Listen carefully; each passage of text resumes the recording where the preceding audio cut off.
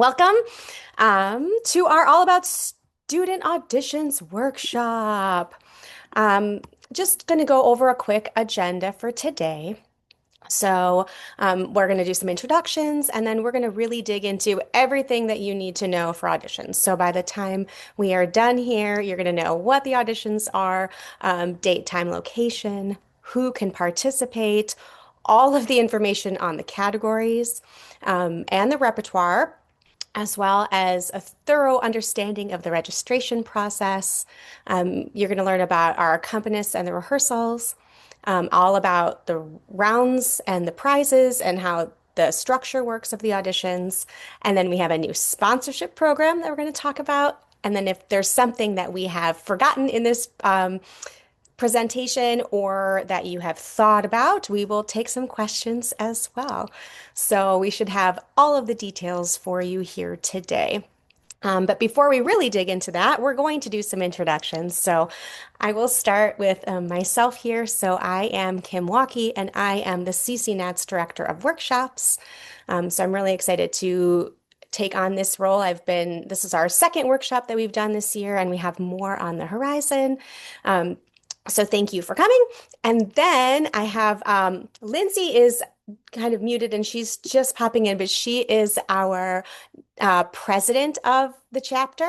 And so there's her photo there, but that way, if you have any additional questions or if you end up reaching out to her, just like you to always know who our president is, since she is often the first person that would be responding to you in many situations. And then I'm going to introduce Josie. Josie is our CCNATS Vice President and also the director of auditions. So she is the one that really understands all of the ins and outs of this entire process. And I have to say, Josie has done a ton of work this year already. Really kind of making everything extra nice and clear. And we've done some things to standardize ourselves to align even a little bit more with things at the national level. So we feel like that should bring some further clarity. And today she's going to really help explain our process and then also what's different perhaps than in years past. So, Josie, do you want to say anything else about yourself? Just that I'm excited to be here and I'm looking forward to sharing all this information. It's been a really wonderful process, and our committee that's been working on auditions has been really wonderful. And they also are a huge part in making sure that this is really as clear as we can make it for you all this year. So, Awesome. So then I will advance the slides, but Josie's going to do the majority of the talking today since she is the one that has kind of planned this entire event for all of us. So I think we're going to jump right on in. So here we go. Let's first do a quick overview of what are the CCNAT student auditions. So our chapter hosts auditions every year, and it's broken up into multiple categories based on age, but also based on genres such as classical, musical theater, contemporary. And this year we are also having those same categories for our youth category as well. It's an exciting experience for people to perform, mostly for them to get feedback, right? We oftentimes are walking into auditions for the first time, especially our youth and high school students. This is an opportunity for them to have that experience and receive some written feedback, but also, as it is, they love to compete for those prizes, and there is a first, second, and third place for each category as well. This is an event for singers to meet one another. We often are kind of alone in this process. So it's a safe and welcoming environment for students and teachers to get to know one another better, to hear new repertoire, and to just have an opportunity to kind of expand and grow and learn from one another. Awesome. So our event this year is going to take place in April. On April 18th, all levels, both children, youth, high school, post-high school, and advanced categories will be meeting at Roosevelt University downtown in Chicago. The day starts with the teachers and the adjudicators. They'll be there around 8 o'clock. We have a meeting and we talk about kind of like what's going on and so on and so forth. At the same time, the children and youth will be meeting for their assigned rehearsals with their accompanists. Following that, at about 9:30, all levels will begin their first round of the competition of the auditions process. That usually wraps up around 12:30, and we have a workshop, which this year is very exciting, and I'm sure Kim will talk a little bit about that later. Following the workshop, there's another round for those that progress onward. And then we have a winner's announcement. Now, a big change this year, one of the things we got some feedback on is it's a long day, and we agree it is. So we have moved the recital from the evening of Saturday to the afternoon of Sunday, which allows people some time to go home and rest and then come back for the recital the following day. Now, that winner's recital will take place on April 19th at St. Vincent de Paul Parish. That's just a little bit north, kind of in the Lincoln Park area. There will be a concert from 12 to 1:30 for all of the classical youth through advanced levels that have placed first in their category. And then 2 to 3:30 will be our musical theater and contemporary concert. The same thing, youth through advanced, who placed first in their categories. Excellent. All right. Here we go. Great. So, who can be a part of this? For teachers, you need to be a current member in good standing with our chapter. You also are expected then to submit your students. If you are submitting, you are expected to adjudicate as well. We ask that you do participate. It's a big event and your help is needed. If you are not, you can still submit students, but we ask that you provide maybe someone who can fill in for you, or if you have people we can reach out to, that would be greatly appreciated. From there, we have our youth students, which are students in grades 4 through 8. They will be, as I said this year, allowed to be in individual categories, not just a youth category, which is a big change we made to hopefully like align with the nationals program that's happening. So all youth will be allowed to either be in the musical theater, the classical, the commercial, the BIPOC, or the women's categories. Then we have our high school, which is students 9 through 12, our college and our advanced, which is the post-high school ages, and those are outlined based on the age and the level at which they are in their training. Again, all of the categories remain the same across those 3 different groups of individuals. Mhm. And just to add too on the teachers, Mm. so you can come and submit students, but also as a reminder, we always are also needing teachers that just are interested in adjudicating. So if you don't have students or you know of other professionals that would want to come and have just that experience, I would highly recommend that they do that. And it's such a great way to learn additional rep to gauge. You can really get a good broad sense of a lot of different singers and their abilities and skills. So it can be a great opportunity as a teacher, whether or not you have students participating. Yeah, thank you, Kim. Yes. Mhm. All right. All right, so let's talk a little bit more about categories. Can a student participate in multiple categories? Yes, as long as they have the eligible repertoire and they have paid their registration fee. So if you have a student who's preparing classical and musical theater rep, they can be in both.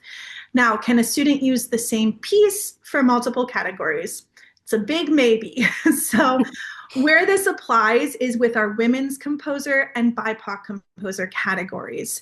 We are trying to encourage people to look into diverse music, and because of that, you can use your selection from one of those categories for the corresponding classical, musical theater, or contemporary category as well.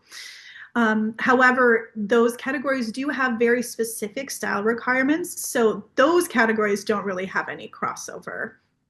One big difference about the BIPOC versus the other categories, The BIPOC and women composer categories, I apologize.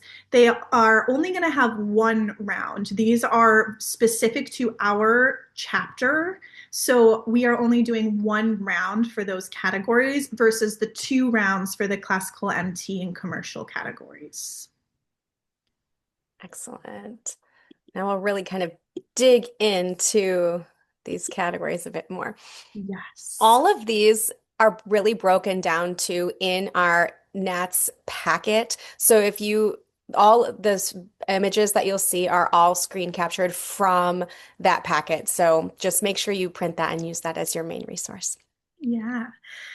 So our children and youth categories, you'll notice that for these categories, it's more about an age limit than a grade limit. So looking at especially our musical theater categories, we have broken it up into children, which is two groups. The first lowest group is only up to age 9. So that's mostly your fourth grade students.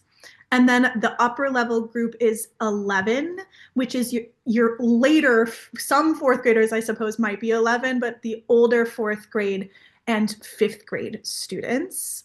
And our youth category is the same kind of idea here. We have the lower youth category, which is up to age 12. So our older fifth, I guess, and later sixth or early sixth.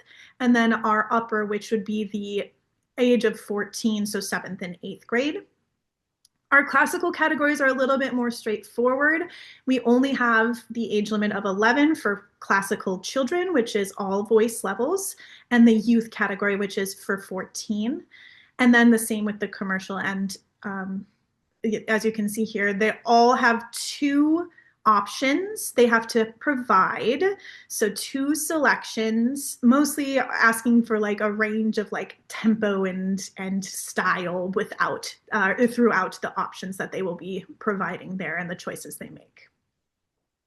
And this is the biggest change we've made from last year. So if you had students that had participated actually in last year and prior, so 2024, wait, 2025, we're in 26, right? Yes, yes. 2025, I don't even know the year. It's only February. The 2025 auditions and before, the youth was always you choose one song from each category essentially. And this year, it really is you're committing to a specific category. So make sure both of their selections are within that category. That's something that we're going to really be checking on the rep treks with our registrations and stuff too. But as a teacher, just really make sure you're preparing your students appropriately. Yes. And this change comes about because this is how the nationals guidelines are set up. It's one of the biggest things that we did to kind of bring ourselves up to speed in our chapter to match what nationals is doing. Excellent. All right. Then let's look at high school. High school, the categories and the age and grade limits has remained the same. The biggest changes that you're going to see here are an increase in the time limit from 6 minutes to 8 minutes and the number of selections that your student should choose. So instead of 2, which is what's been done previously, there are now 3 selections per category that your high school students will be registering for. And again, this is nationals updated their guidelines. So we said, we'll follow along. And I think it will offer some students like more options within their choices for the auditions process. So yeah. Mhm. Excellent. And yeah, and we will be breaking those down based on treble voices, TBB voices, and by age as well. So make sure you know all of that information. All right, college or post This is high school. this is the most intimidating to look at, I think, usually. So this one, if you look, we have it broken up so that it's all of our musical theater categories, then all of our classical, and then our contemporary music categories. Now, the categories themselves remain the same. The repertoire, you just have to double check based on how many years post high school your student is for the number of selections. So first and second year post high school students are 3 selections, but third, fourth, and fifth, if you have a student who's 5 years out, that is 4 selections. So just be sure to double check the age or the I guess it's, would you call it a grade still? Like the level that your student is still, the length of study is what we have there. So the length of study, There we just go. double check that so that you know how many your students should be preparing and presenting for the audition. Perfect. Okay, and then our advanced. Lovely. And now this is for most like professional students, right? Maybe you have a student who's post grad. The age limit on this is 30. We did not change really anything here compared to last year. So if you have a student who is no longer in college but is still studying with you and wants to participate, these are the levels that you should be looking at for them. Mhm. Excellent. And then our additional categories. These ones are fun. So we have 2 separate categories here that are specific to our chapter. As you can see, we decided that we wanted to keep these because we think they're important. So as you can see, we have our BIPOC first. One change that you might notice is we've allowed the youth in the high school to remain with one song selection that is written by a composer who identifies as a BIPOC individual. But the post high school and advanced students, we are now asking for 2 selections. And that's because they have a longer time and it just kind of gives them some more opportunity to perform some wonderful works, I'm sure, that they will find. The same thing is there in the women composers, as you can see, 1 selection for our youth and high school, but then 2 selections for our post high school and advanced. Another important thing about these categories, if this is a second category for your student, so say you have a student, one of my students is working on Ring of Keys right now, a great song in the musical theater repertoire. It is written by a female composer. So if she is registered in the category for musical theater, and then I also go to choose to register her in the women composers category, if it is your second category, you will be not charged for your admission or your submission for that category. So you would only be charged as the fee for the musical theater, the original submission. But if that's added on, it is a 0 fee category. Again, we just want to encourage people to be looking into repertoire that's not as often done or not often represented. And so we want to be just give that opportunity out there as best we can for everyone. So. Mhm. And I think one additional change is that we did divide up more of the age groups, I think, in these categories than we had done in the past. Is that true, Josie? So Um, just, Yes, yeah. kind of. So it's not actually age groups. And thank you, Kim. Thank you for pointing that out. Oh, That it's is the something, classical, it's right? That's what it is. classical versus musical I theater. was like, So we if did you, something. Okay, thank. we did, you're right. You're right. So previously we just had women composers or we just had BIPOC composers. This year, if you look, for example, BP1 is youth BIPOC composers, musical theater, contemporary music. BP2 is youth BIPOC composers, classical. So you do have options there. So if if your student is in both categories and they have pieces that would fit, they are encouraged to try and register for these categories as well. Perfect. I'm glad we clarified that. All right. We've talked a little bit about the registration and the fees here, so we can talk a little bit more in detail now about what that could look like.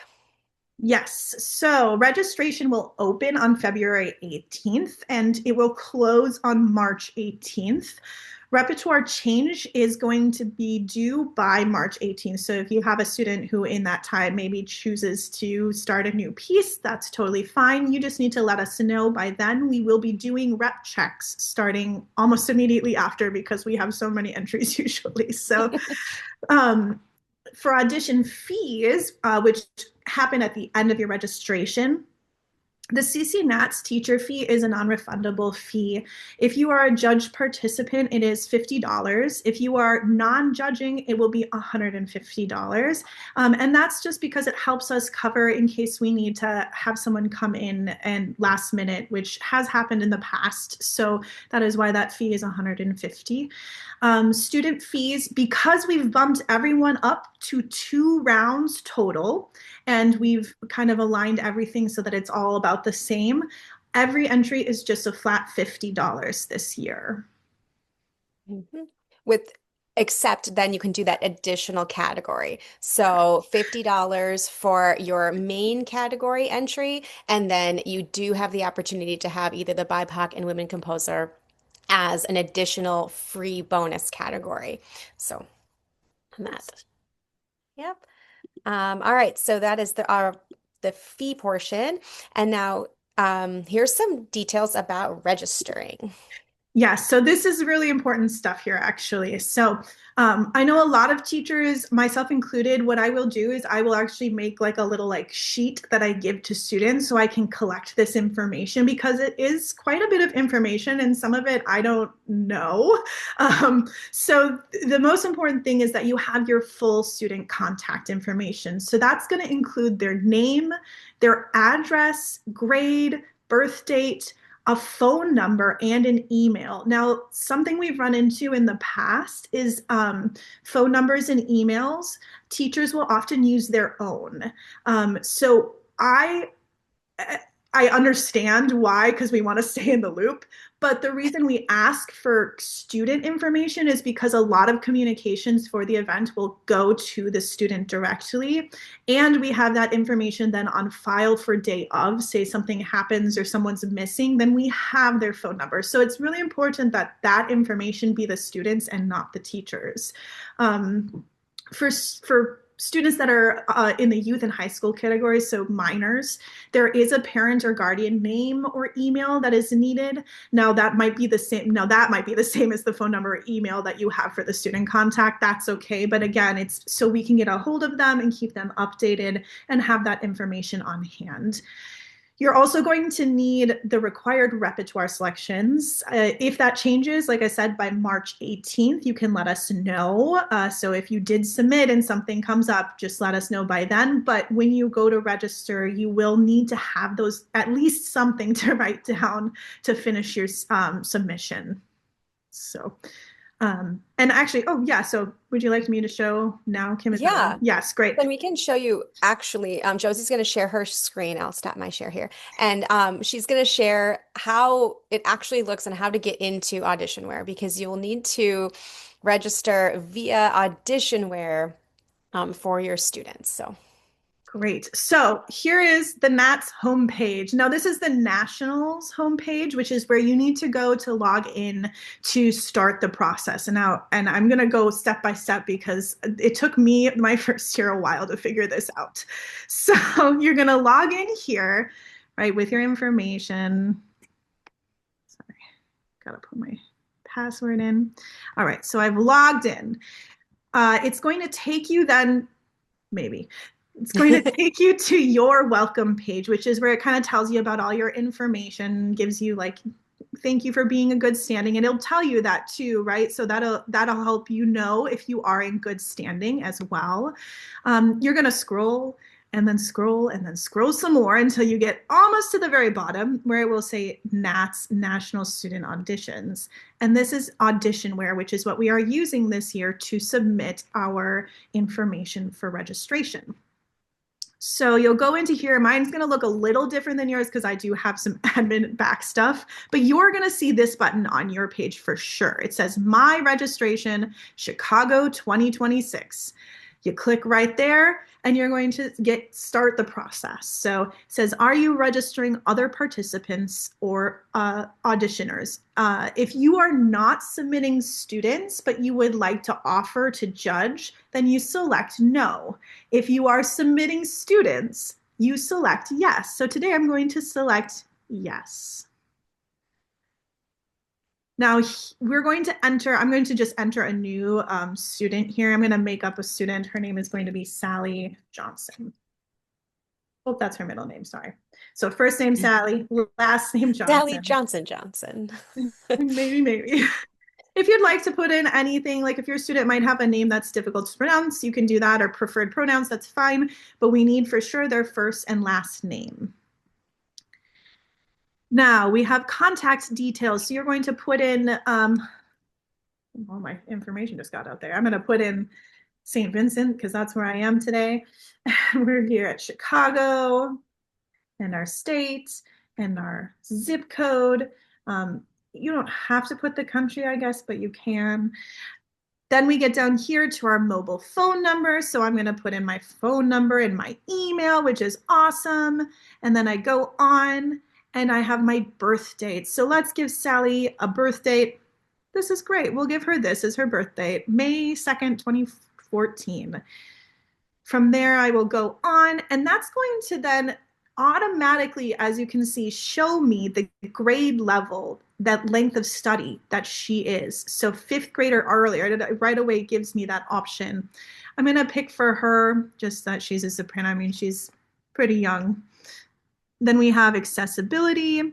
I would like to have the VP of auditions contact me with accommodations. If you have a student that might need those, please let us know. You would click yes. In this case, we're going to say no. And then as the participant's teacher of record, I agree to abide by the NATS copyright policy. We do ask that you please review those copyright policies and understand that you are taking responsibility as the individual for all of the US copyright laws. Those are included as a link in the packet, so you can look those over on your own time. And then once you've looked them over, you can acknowledge, affirm, and agree.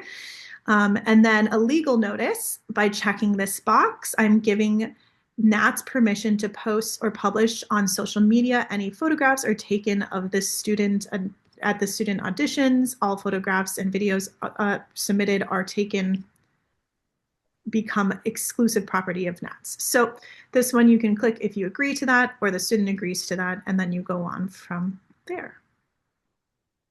So now Sally Johnson is in my system.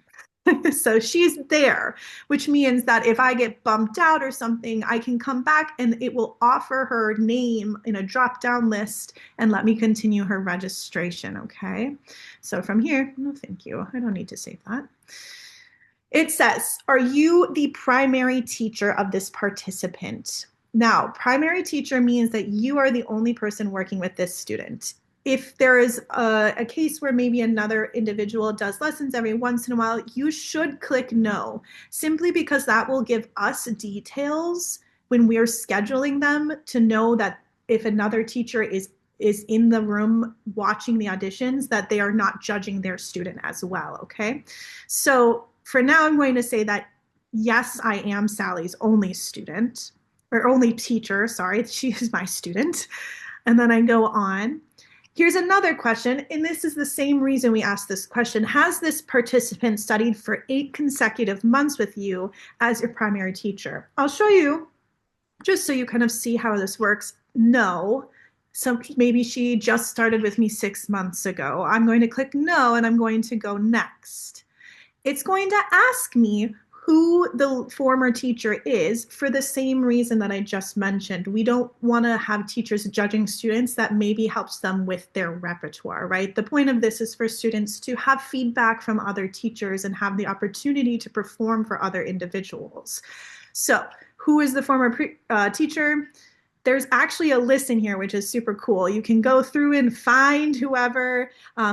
I'm going to actually say Kim was the other teacher. So Kim and I shared this student in the past 8 months. And that will then allow us, when we schedule, to make sure that Kim and myself are not judging this individual. Now I get to pick the category that Sally is in. So again, it had already kind of shown me that because of her age, she was in that 5th grade category. So it's showing me the categories that go along with that age range. So for today, I'm going to just go with the musical theater category. And here we have all of her information coming through nicely, which is awesome. We also have the parent and guardian information here again. So I'm just going to put myself and put my information again and my information again. So that allows us to then have just confirmation that we are able to get a hold of both the student and the parent. Again, if that's the same email you provided earlier, we understand for minors that might just overlap a little bit. Great. So you can kind of skip over this little next section because it should automatically populate. If you'd like to include your name of your studio, that's fine. It doesn't really affect what we're going to do. The former teacher is much more important if the student is going to just be, if the student has had a former teacher in the past 8 months. You can also check if your student is going to be singing for comments only. This means that your student will just be singing their music in the first round and be asking for feedback and not to be moved on to the second round for placing. This is up to you and your student to discuss if that's all they're really looking for. And I understand that some people do just feel like they just want to find out what someone might hear or see in their voice and their performances. So if that's the case for your student, that's what you're going to click there. You do not need to provide this for us if your student won last year. Again, if you'd like to, that's fine, but it's not a necessary thing for us to know, which is why it is not required. The accessibility is here again, so just double checking if your student needs any help with certain things, that copyright policy, that you are agreeing that it's there, and that you are agreeing to that legal release of any photos or videos being taken. So we are now down at the category part of the sheet. So we've selected that we are filling in information for our student to be in the Upper Children's MT All Voices, which is the MT1B category. Automatically, it will give you 2 options to fill in here, 2 options. So the first way you can do this is just to search by titles. So like I said, I have a student working on Ring of Keys. I just typed in ring, and it's actually going to give me every little thing I need for this entry, which is so nice. So it gives me all of the required information, and then I can just leave it there. Now you can check if this student is going to sing this song for the honors recital. If they place first, you can just say this is the one that they wanted. Now, if a student changes that later, that's okay, but you will have to select one or the other and let us know. And now let's say I can't find, let's see, what's this one I don't think is in here. Someone's waiting. Yes, so there's a song called Someone's Waiting for You. It's one of my favorite songs to give to students. So I'm going to fill in, as you saw, it didn't auto-populate, so I have to put in the information here. So Someone's Waiting for You, I'm going to give that title of the selection. Something that's really helpful for us is if you let us know when we're doing rep checks what it's from, and this is from the movie The Rescuers, which great movie. And then we go down here, you got to put the composer in here, and then the language as well. And then you should be all set to go. Now you can ignore this one, that's for me only. And then all information has been reviewed and accurate. You should check that once you've double checked that everything you want is here, and save. And it will say data saved, which is very good. Now, as I mentioned, Ring of Keys, written by a woman composer. So I'm actually going to say that Sally Johnson is going to do another category. Yes, continue. And I'm going to select that she is doing the female composer MT. I'm going to save. Again, all this information should auto-populate just like before, which is wonderful. And then I'm going to search for titles. Again, Ring of Keys. I'm going to put that there. And I'm going to say, yes, if she wins, this is what she'll sing. All of this information is accurate, and save. Yay! Now, if Sally is done, I'm going to say no more for her and continue on. For right now, I'm not going to register another participant, but if you did have, say, 2 or 3 more students, you would click yes and continue this process again. I'm going to say no, I only have 1 this year. and you will be brought to this page. Now, this page is where you can see all of the students that you are going to be registering for auditions this year. And just double check that all of the information that you have for them is what you expect to have for each student. So yes, I put her through the MT, and yes, she's in the Women Composers category. Wonderful. I'm going to then complete my registration and pay my fees. Now, if you are not attending the event, then you should check this box. And from there, you can give some information. You can either give a substitute name, or if you want to email us with that information, you can too. You can also let us know if you have any preference judging. Oh, and for some reason, they're not showing up. So I'm going to double check that. Let me make a note. But you will have the option to check preferences. In this little box here, it will say, maybe I'm most comfortable with classical, maybe musical theater. Just choose what you would like, or if it's any category, we love that. That's great. You can also choose any of these information in the workplace. Again, this isn't really a big thing for us in our chapter audition, so you don't necessarily have to put anything here. So then you go next, you actually do come up to this blank box. Do not be alarmed. You just need to click continue.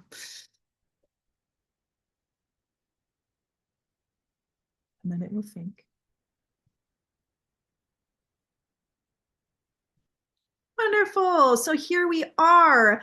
Because I am registering as a teacher who will be present and adjudicating at the process, I am going to have my $50 teacher fee.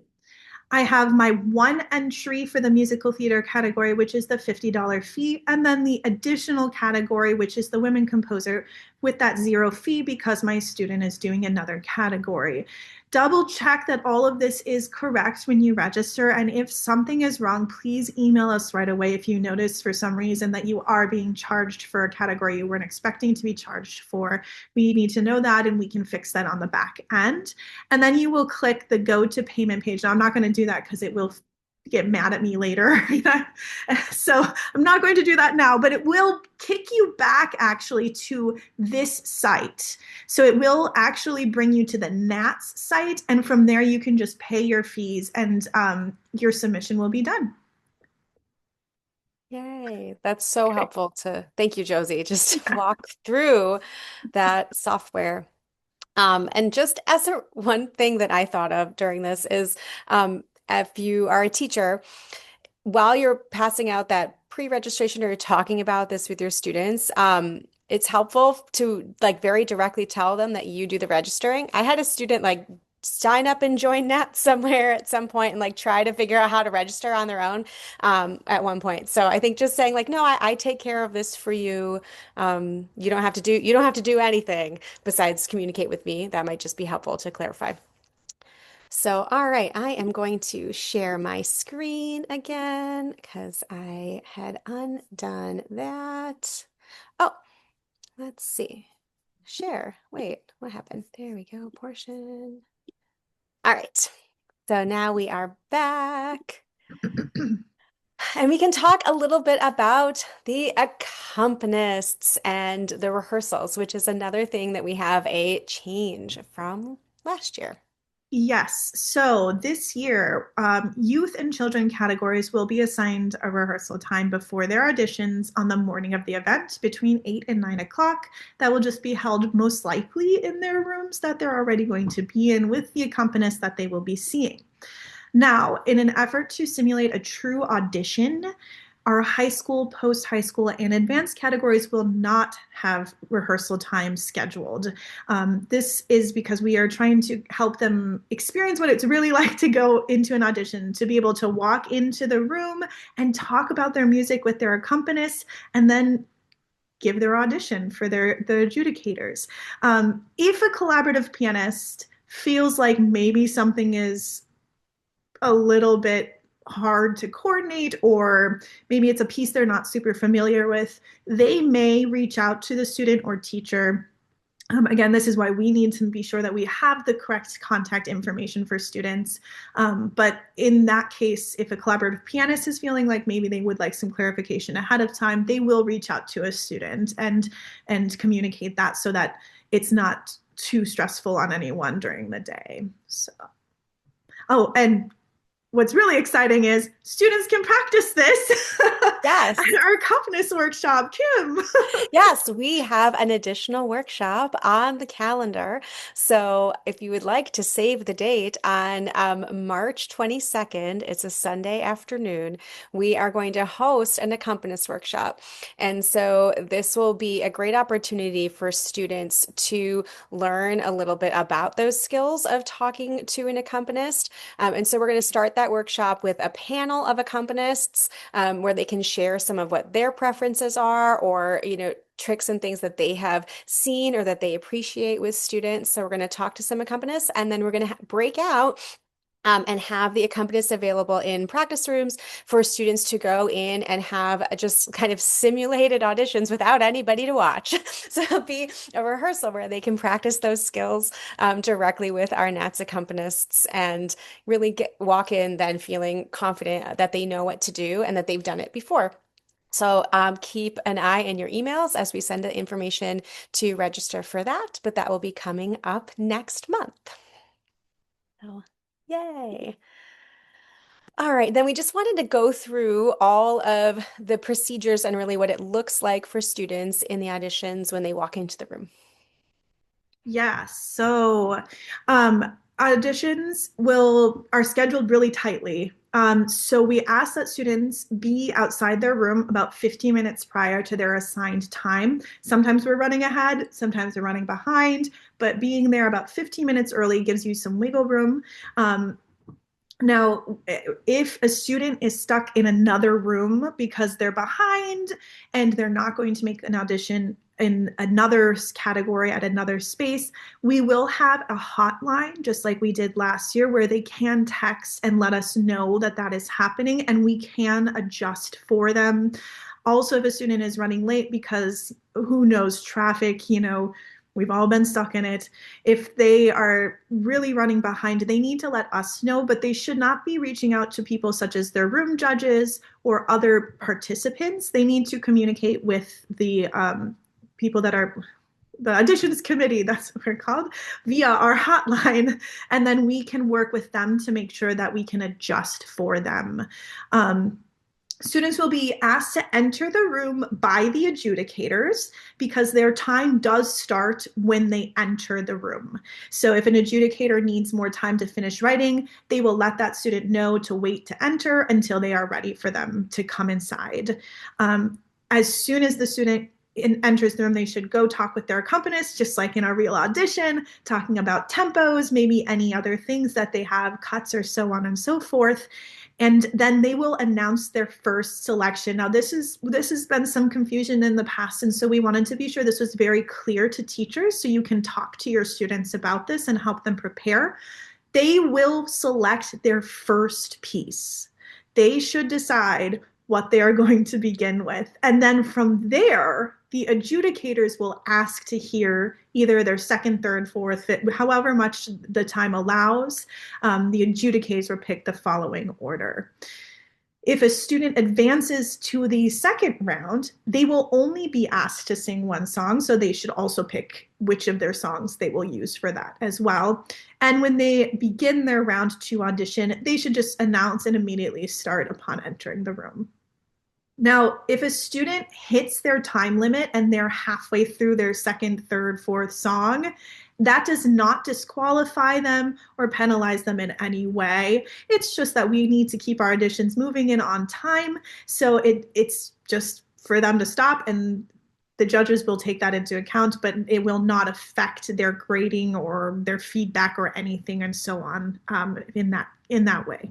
I usually Um, like to tell them that we're looking at 10 minutes of singing, not a certain number of pieces, right? So if they're thinking about it that way, then it doesn't matter. So that can be helpful language cues for your students. that's wonderful. Thanks, Kim.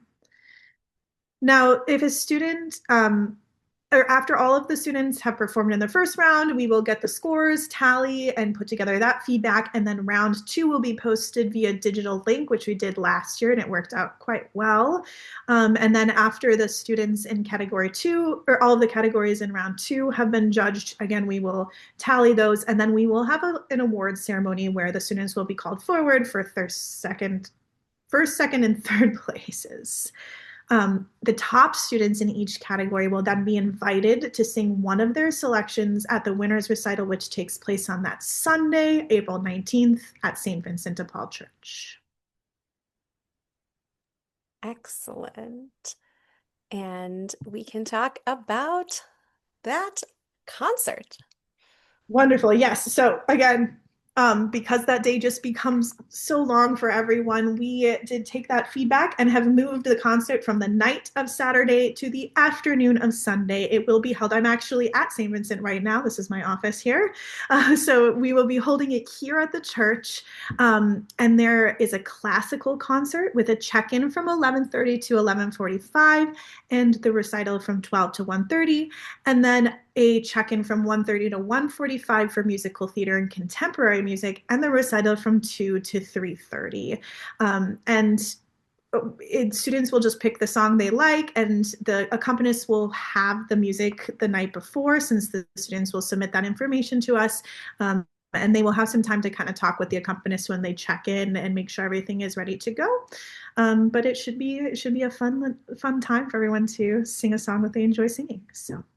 And we thought this would be nice too, because it does give an additional opportunity for those students to invite their family or their friends so that might not have like spent the entire day at the auditions. And so we do recommend that you encourage your students to plan on coming to this event, even if they're not winning, because they can always come and watch. It's going to be a great opportunity of music. So we do recommend that they reserve that time if they can. And then we are working with our membership coordinator right now to put together a possible teacher networking event immediately following that winner's recital. So we also recommend as teachers that you plan on coming to this. It's going to be a great little recital and an opportunity to see those top singers, because if you're judging, you're only really able to listen to the students in your own rooms. So it can be a great opportunity to hear a variety of different singers. These concerts were going to be the youth all the way through the high school. So we're also really excited to just watch that progression of growth. It can be really inspiring. And then we'll have an opportunity as teachers just to grab a little bite and have a network moment after. So there we go. All right. I'm going to let you take over from here, Kim. Okay, so now we're going to talk about a new opportunity we have with our auditions this year, is that we've created a sponsorship program. So we are seeking some sponsors to assist in funding our auditions. The auditions tend to be the biggest financial event that our NATS chapter puts on. And we're really happy to do that. But it would be really helpful to us to find some additional sponsors, and we know that it's a great opportunity. So we have built a sponsorship program. This is something that if you know of businesses, if you know of families, or yeah, that you can help send this out to, but we're actually launching it today. So this is hot off the press. We have different sponsorship levels. So we do have a prize sponsor for $150. An organization, an individual, or a company could choose to sponsor one of our first place prizes. And so if you did choose that sponsorship level, it does come with some additional perks. So those sponsors will be listed in the program for our honors recital and projected on the screen. We will also have a sponsors page on our website and in the auditions welcome packet. And for the honors recital, we will be reserving some additional seating specifically for our sponsors. So that can be an opportunity. We also have our workshop sponsor. So we did briefly mention when we were talking about in the schedule that we have a workshop that happens in the midst of the day between rounds one and rounds two. We're excited this year. We're doing something a little bit different. I'm not announcing the workshop yet because we are still tidying up the details, but we are looking to do a more interactive workshop. So last year, our workshop was wonderful and we had an amazing vocal health presentation, and it was really meaningful and helpful learning experience. And this year, we decided to do something that would be a little bit more physical and interactive and get the singers up and moving around and interacting with each other. So we are working on those workshops, but for a $500 level, we would have people that would be interested in sponsoring a workshop. So they would receive similar perks as the prize sponsors, but with their name and logo projected in the prior to the workshop. An opportunity if they'd like to have a table at the workshop with some materials, depending on the business or the organization that might be of interest to them. And then we will also put them on a sponsorship page on the website and in the auditions welcome packet. And they can also have reserved seats at the honors recital. And then we have our meal sponsor. So an additional thing that they can sponsor is the meal that we provide. We have a breakfast that we do for our teachers. This is during our adjudication meeting. And so we would love to find someone to assist in sponsoring that meal. That is a meal for teachers and adjudicators. And so those sponsors would then have their name and logo projected to prior to the adjudicator meeting. And we can also send out an email to all of our members thanking them for the sponsorship and put a sponsor page on the website in the auditions welcome packet and reserved sponsor seating. So the meal sponsor might be someone that whose target audience would be more of a teacher, whereas the workshop would be someone who might be wanting to advertise or sponsor someone that's more direct to the students. And then we have a premier level sponsor, which would be someone that would like to donate $1,000, and then they can have kind of an overarching premier sponsor.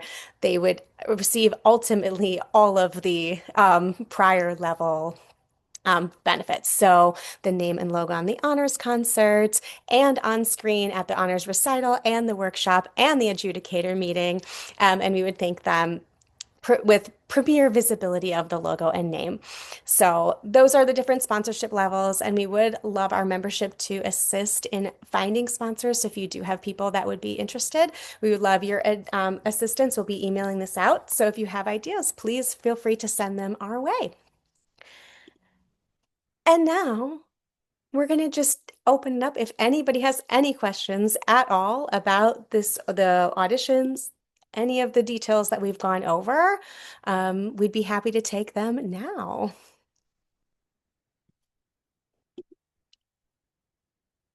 Woohoo. All right. Well, then it seems like that means that we were thorough and we covered it all. Josie, is there anything else that you think we should add? Oh, maybe we have something? No, people are popping in. I do have a question. Yeah. So I was a little confused about if a 9-year-old were to register for Classical 1, would they be eligible for that, or is it only fifth grade? It's not. Yes. We So it's we were confused too. It's okay. that is that is the cap is fifth grade. So for instance, if you have like a sixth grader that's 9 years old, which probably wouldn't happen, but if that's the case, then they would be in the next category. But it's in the youth and children categories, it's more about the age than about the grade. It's just the grade helps us cap that based on participant level. Yes, so if a 9-year-old is typically in fourth grade, and so they would be eligible to Mhm. participate. I think this was language that we took from NATS, and I think it was actually it's like the upper levels where it makes more sense, where I think you're splitting more often between like an elementary school and a middle school type of situation. So I think that's why they have like a fifth grade type of maximum on that. But yeah, you'll really want to look at the age level for the youth instead of the grade level. Thank you. Yeah, sure. Thank you. Good question. All right. Yeah, I don't think I have anything. I mean, if you're in the process and anything comes up, please do feel free to reach out to us. We are going to be checking religiously the email as like registration opens and things like that. So don't hesitate to reach out with any issues or questions or concerns, and we will do our best to help you through the process. So, Mhm. I do have one more question. oh, great. Yeah. Yeah, it's about parent guardians. So if we have a student who is in high school, but their parent does not come, are they still able to participate if they're like 17, for instance? I don't know if I remember what our our guidelines say about that. Right? Let me pull it up really quick because I do have our things here. Like, I know we need parent guardian information and registration, but yeah, I don't know if they are required to be present. Um, hmm. We don't have anything about that. So I think I'm going to have to go back to the Nationals page and see what they said, because I don't want to give you any wrong information. um, I know in the past there have been things such as like affidavits and stuff that are just need to be signed and provide like on hand. But let me double check and see what that is before I give you a full answer on that. Thank you for that thoughtful question. Thank you. Sure. Absolutely. Yeah, Great. we'll get that out to you guys as soon as we can with any updated info. And we will make sure that is clearly stated in our packet. Correct? There we go. Great. Excellent. Okay. Well, thanks everybody for coming and listening to this. For those of you that are watching a recording, thank you so much for watching. If you do have any questions that you have thought of that we were not able to answer, please reach out to us. There is an email provided on the CCNATS website, where you can um, reach out and to our auditions committee, and we'd be happy to answer and get in touch with you. So have a wonderful rest of the night, and thank you, everyone.